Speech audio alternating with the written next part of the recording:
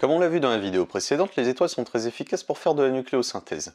Mais elles ne vont pas plus loin que le fer et laissent place aux étoiles à neutrons pour prendre le relais. Comment elles marchent ces étoiles à neutrons? Eh ben on va voir ça tout de suite.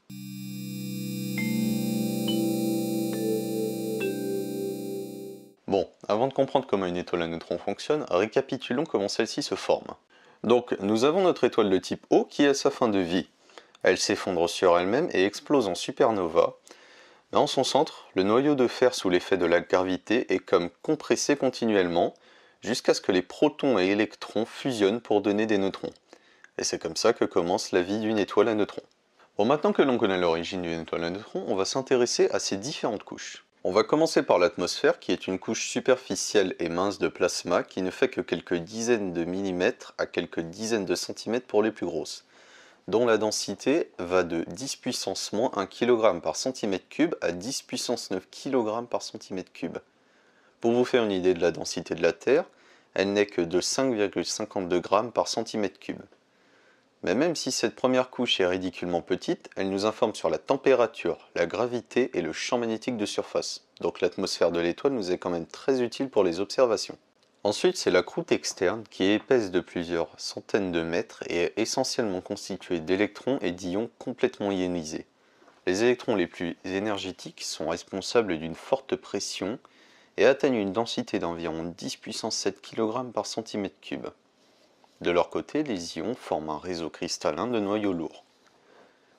Et pour des densités encore plus élevées, on atteint la condensation neutronique, 10 puissance 14 kg par centimètre cube, où les neutrons s'échappent des noyaux et commencent à se déplacer dans un bain de neutrons libres et superfluides. Puis la croûte interne, d'une épaisseur de 1 à 2 km et d'une densité de 10 puissance 15 kg par centimètre cube.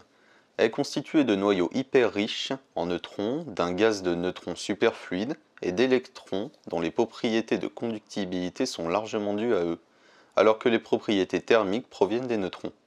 Maintenant le manteau qui effectue la transition entre le cœur stellaire et la croûte. Il contient sûrement des noyaux exotiques qui sont dus aux fortes densités et à l'attraction coulombienne, qui déforment la géométrie habituellement sphérique des noyaux pour laisser place à des formes cylindriques, ou même à des formes avec des trous comme du gruyère.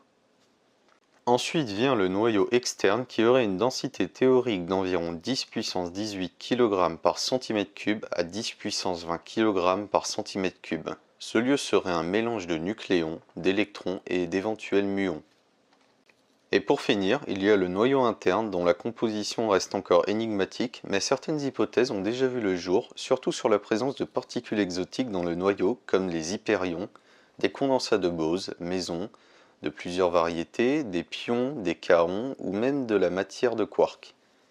Dans tous les cas, le cœur représente 99% de la masse de l'étoile contenant des particules exotiques, des neutrons et électrons superfluides et une infime quantité de protons superfluides. Merci d'avoir regardé la vidéo, vous pouvez vous abonner à la chaîne, partager la vidéo, me suivre sur Facebook ou Twitter. Je vous souhaite une bonne journée ou soirée à tous et on se revoit à la prochaine vidéo.